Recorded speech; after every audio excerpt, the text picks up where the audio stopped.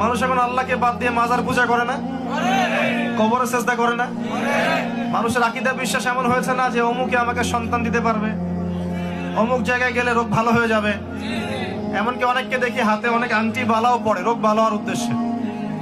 মানুষ আল্লাহর হালালকে হারাম করে না, আল্লাহর হারামকে হালাল করে নেয় না। মানুষ তাকদীরকে অস্বীকার করে না।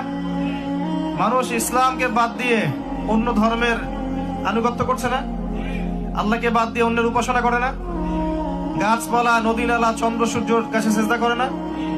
মানুষের ব্যক্তিগত জীবনে শিরক আছে না, শিরক দিয়ে ভর্তি। মুসলিমদের জীবনেও শিরক দিয়ে ভর্তি এখন। আর শিরক হয় তিন ভাবে: চিন্তায় শিরক হয়, বিশ্বাসে শিরক হয়। মানে মানুষের বিশ্বাস এমন যে আল্লাহ ছাড়া অন্য ইলাহ থাকতে পারে, বা এই মহাবিশ্ব বিগ ব্যাং থেকে সৃষ্টি হয়েছে, আল্লাহ তাকে সৃষ্টি করেন নাই।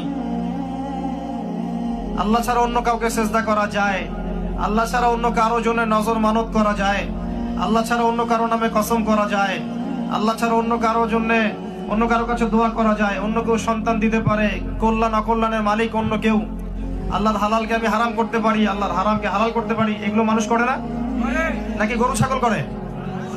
এগুলো মানুষই করে।